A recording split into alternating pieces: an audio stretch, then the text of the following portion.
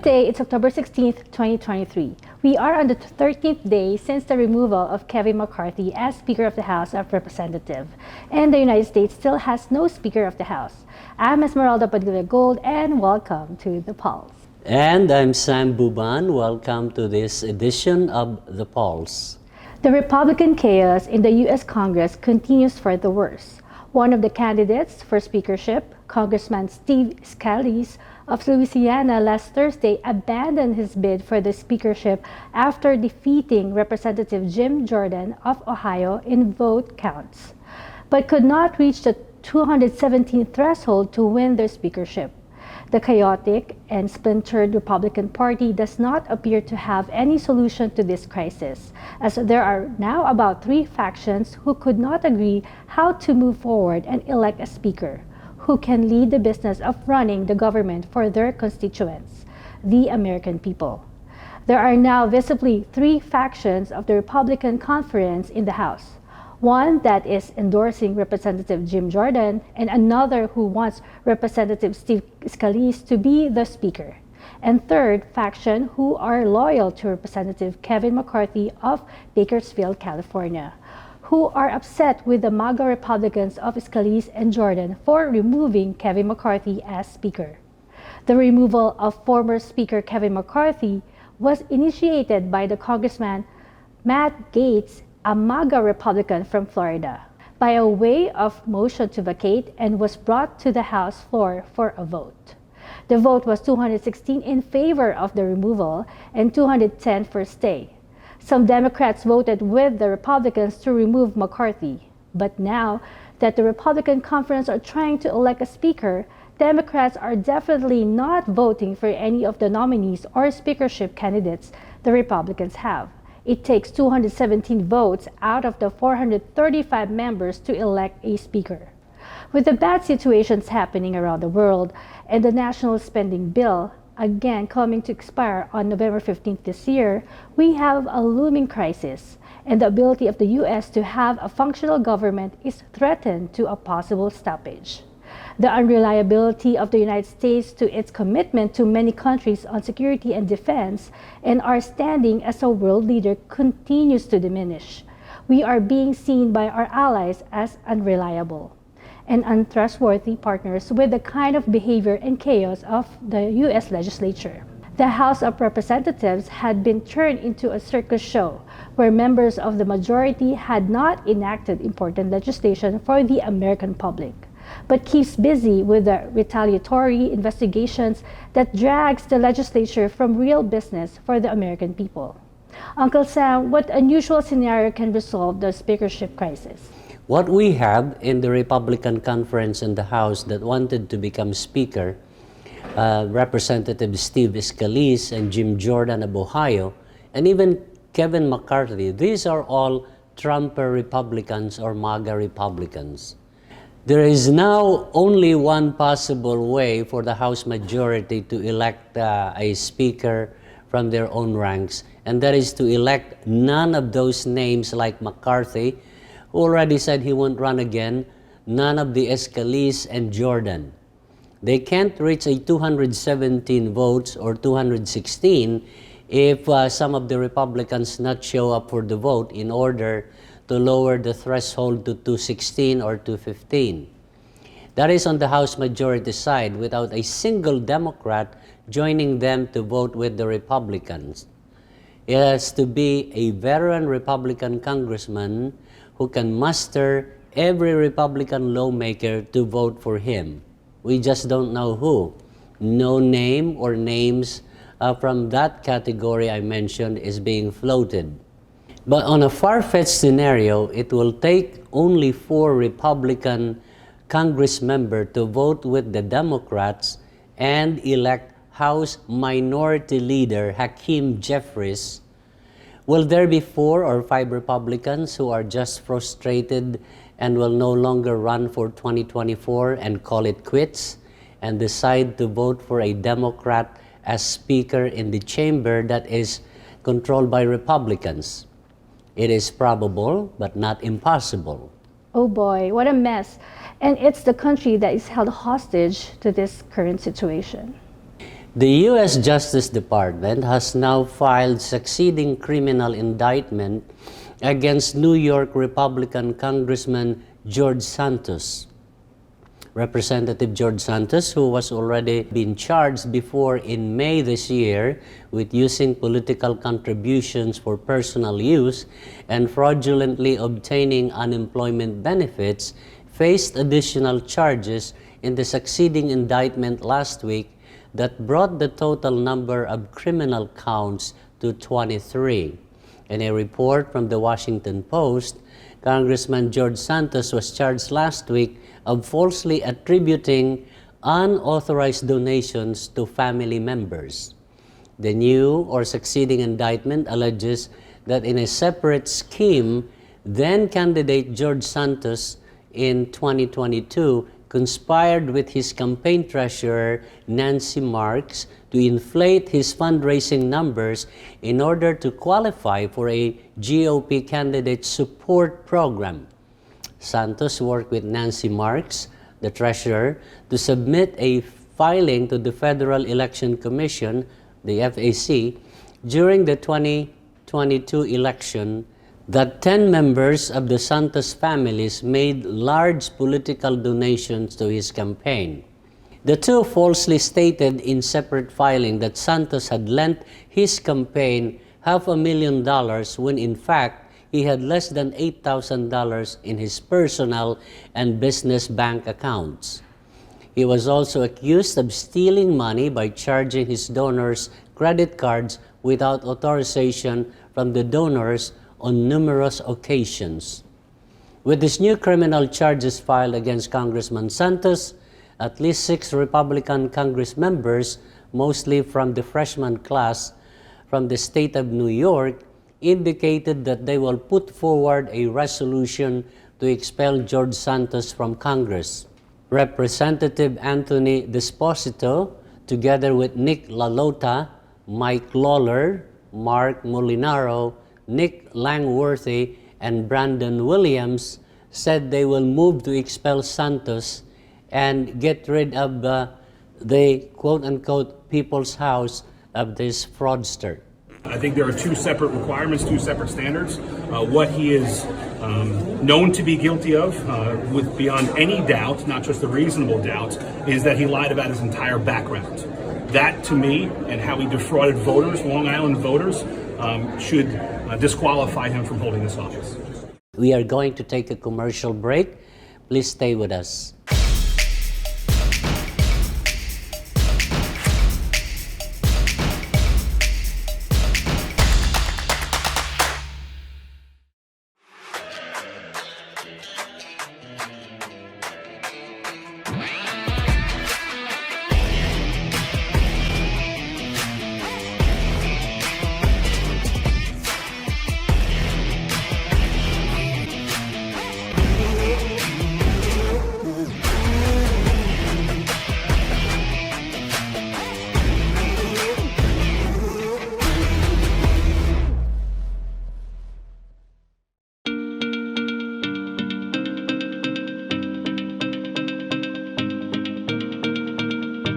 We use headphones as a part of our everyday lives.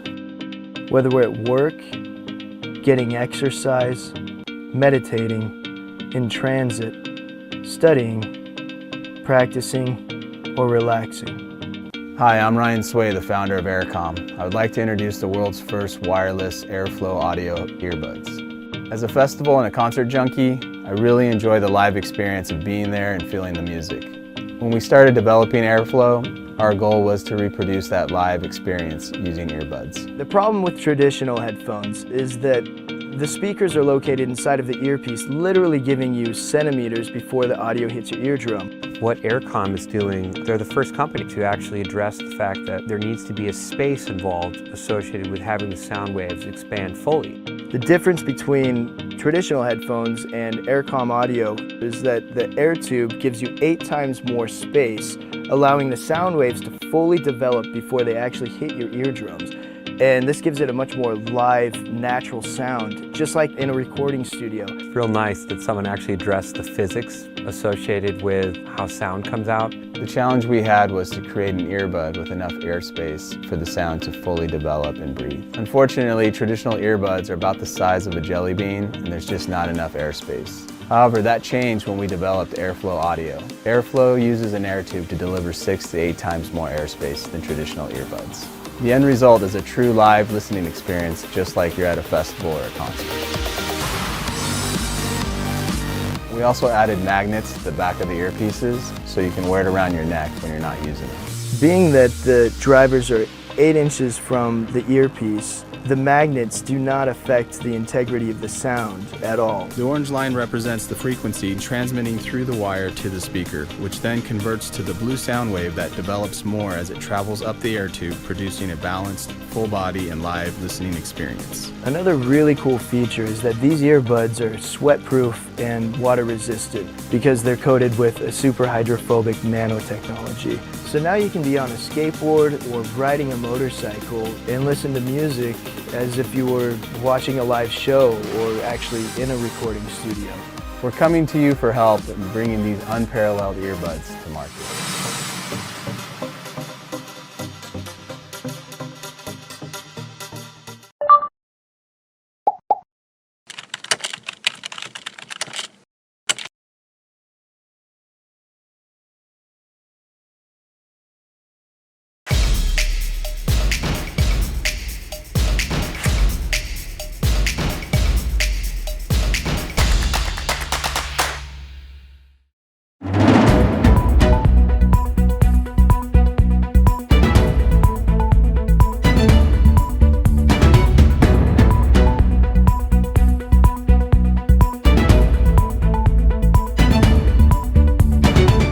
Welcome back to The Pulse. Now, the war between Israel and Hamas.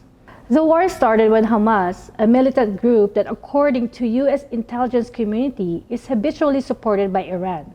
The war started on October 7, less than 10 days ago, when Hamas made a surprise attack using rocket launchers and ground assault on Israeli settlements near the Gaza Strip. The Hamas faction of the Palestinians is in the Gaza Strip that is controlled by Arab Palestinians. They had been isolated there since Israeli government forcefully moved them to that district in Israel, just like Palestinian-held territory in the West Bank. More than 1,500 Israelis in the Jewish settlements had died in the attacks. Some 100 residents were also abducted and are being held hostage by the militant group. As of today, the Israeli retaliatory offensive in the Gaza Strip continues, as multi-story apartment buildings are being targeted from the air and leveling most of the city, inflicting massive casualties on Palestinian civilians. Military troops are being deployed by Israel into Gaza, with the objective of rooting out the Hamas from the Gaza Strip, a task that is so tremendous and expected death of thousands of Palestinian civilians and hundreds of Israeli soldiers. There is no humanitarian corridors yet being talked about from both sides, while the international community continues to demand that such a corridor to be established and agreed by Israel and Hamas in order to evacuate civilians. But even if the parties agree to a humanitarian corridor, the Palestinians can only move south to Egypt, as they are not allowed to go to any Israeli-controlled territory. But the dilemma is that Egypt already announced they will not take any Palestinian refugees. Prime Minister Benjamin Netanyahu is being blamed by Israeli citizens for the failure of intelligence, and some blames him for failure to act on an Egyptian intelligence that informed Israel that Hamas was on preparing for a massive attack on Israel. The Prime Minister's approval rating among thousands of Israelites surveyed dropped to 12% and 88% disapproved of him. Egyptian intelligence officials claim that Jerusalem allegedly ignored repeated warnings that Hamas was planning an attack on Israel, including an alleged direct notice from Cairo's intelligence minister to Israeli Prime Minister Benjamin Netanyahu. So let's start with the specific warnings, and then we'll go to other allegations in regard to why Israel missed the intel that predicted that this kind of attack was going to happen. The Egyptian official said Egypt, which often serves as a mediator between Israel and Hamas, had spoken repeatedly with the Israelis about something big without elaborating. He said Israeli officials were focused on the West Bank and played down the threat from Gaza. Now, there has been flare-ups in violence in the West Bank between IDF, soldiers and Palestinian residents in the West Bank. Part of that has to do with the fact that Benjamin Netanyahu allows for the building of illegal settlements in the area. Every time there is a religious holiday, there's more violence in that area. So a lot of the attention has been directed to the West Bank. And so the allegation is when there was intel in regard to Hamas planning some sort of invasion out of Gaza, the Israeli government was not really paying attention to it. Now, according to the Egyptian official who spoke to the Associated Press, we have warned them an explosion of the situation is coming and very soon, and it would be big, but they underestimated such warnings. And Netanyahu responded to that by saying that it's fake news, because I guess that's all you need to do as a politician these days when you hear something you don't like. No early message came from Egypt, and the prime minister did not speak or meet with the intelligence chief since the establishment of the government. Not indirectly or directly, Netanyahu's office said in a statement earlier in the day, but it appears that there were in fact some very specific warnings from specific officials from Egypt. It's one thing to hear from unnamed sources, it's another thing to hear from specific individuals. So in one of the warnings, according to the Times of Israel, Egypt's intelligence minister, General Abbas Kamel, personally called Netanyahu only 10 days before the massive attack to say that Gazans were likely to do something unusual, a terrible operation, according to the Ynet news site. And unnamed Egyptian officials told the site that they were shocked by Netanyahu's alleged indifference to the news and said that the premier told the prime minister that the military was submerged in troubles in the West Bank. This year, Israel experienced massive demonstrations against the ultra-conservative Netanyahu government over its attempt to weaken its Supreme Court, which many Israelites call the last recourse for the Israel being turned into a fascist state under Netanyahu. In the Israeli military operations, it's reminiscent of the bombing attacks of Russia in Ukraine. Cities where residential buildings with hundreds in it were being bombed in violation of any normal military norms and the Geneva Convention.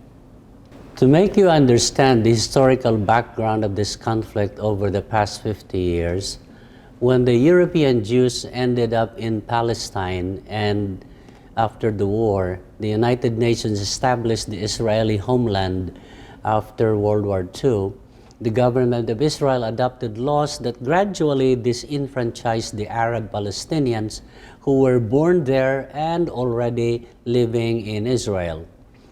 Over the course of 1970s to the present, the Palestinians had been fighting for equal rights in their own country.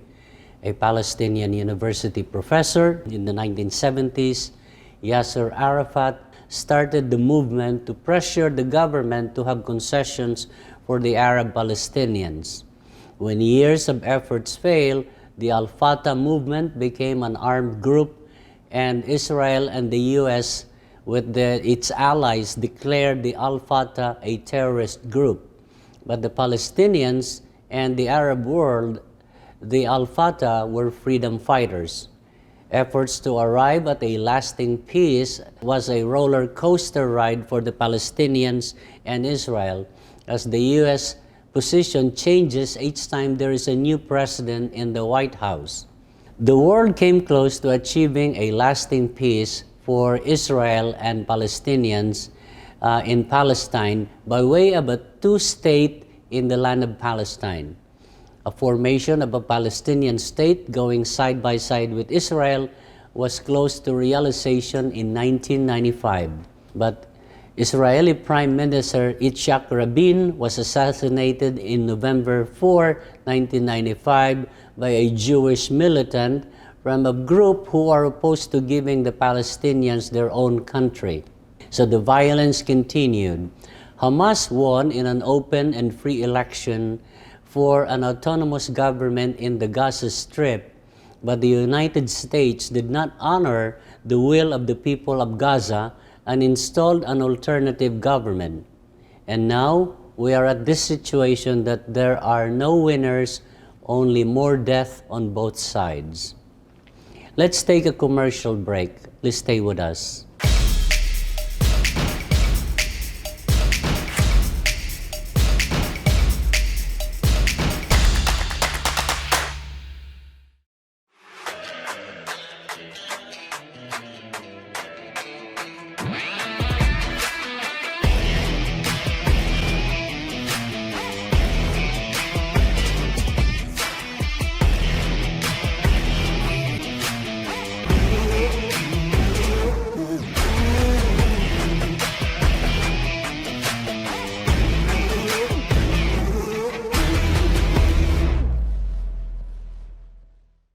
Pure Medical Equipment provides top-notch quality medical supply equipment. Whether to rent or buy, Pure Medical Equipment and Supplies has it all. Pure Medical Equipment is committed to serve and give back to Southern Nevada. We deliver medical supplies and rentals to your door.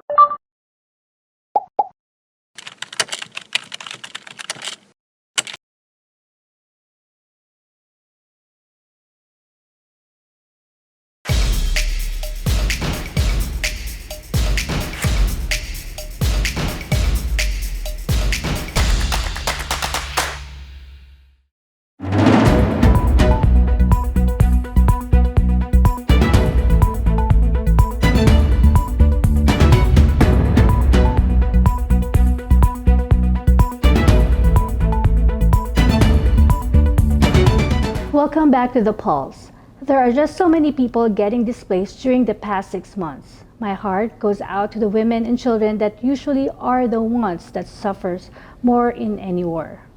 You're right on all of those, Amie. This year alone, while the Ukraine war was going on, there was a massive movement of people, exodus in Sudan, in Ethiopia, in the Tigray region, in Niger after the coup d'etat, and more recently in Nagorno-Karabakh in Azerbaijan.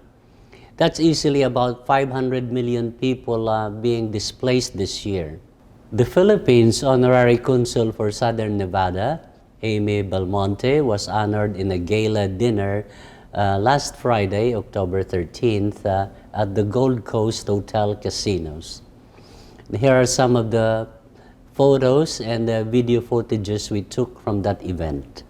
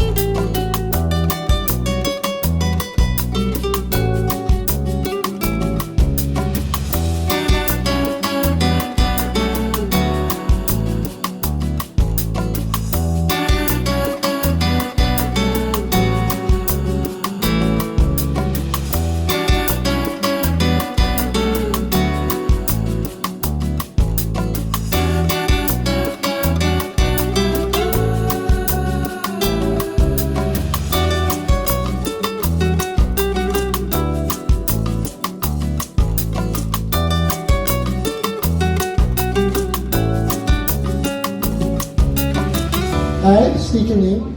I, Bella Aurora, Amie Padua Belmonte, Having been appointed to the position having been appointed to the position of Philippine Honorary Consul of Philippine Honorary Consul in Las Vegas, Nevada, in Las Vegas, Nevada, do hereby solemnly swear do hereby solemnly swear that I shall faithfully discharge, that I shall faithfully discharge to the best of my ability, to the best of my ability the duties and responsibilities the duties and responsibilities of my present position, of my present position, that I will uphold and protect that I will uphold and protect the Constitution and laws the Constitution and laws of the Republic of the Philippines, of the Republic of the Philippines, that I will pursue its objectives that I will pursue its objectives and support its programs, and support its programs, and that I impose this obligation and that I impose these obligations upon myself voluntarily, without mental reservation or purpose of evasion. So help me God. I wish we had more time. We'll see you again next week. Thank you for watching The Pulse. I'm Esmeralda Padilla-Gould. And I'm Sam Buban. God bless your week.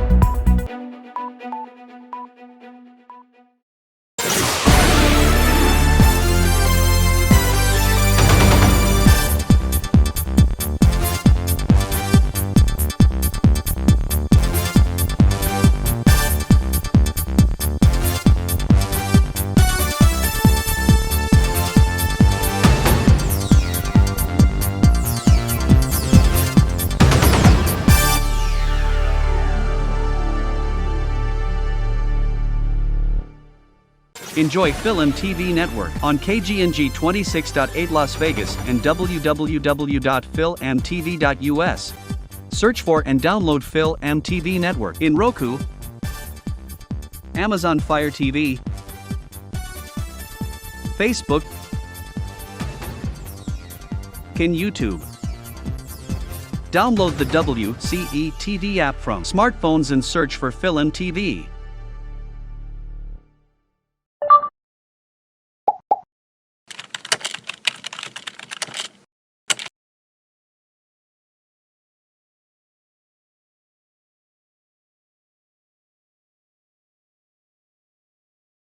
Pure Medical Equipment provides top-notch quality medical supply equipment. Whether to rent or buy, Pure Medical Equipment and Supplies has it all. Pure Medical Equipment is committed to serve and give back to Southern Nevada. We deliver medical supplies and rentals to your door.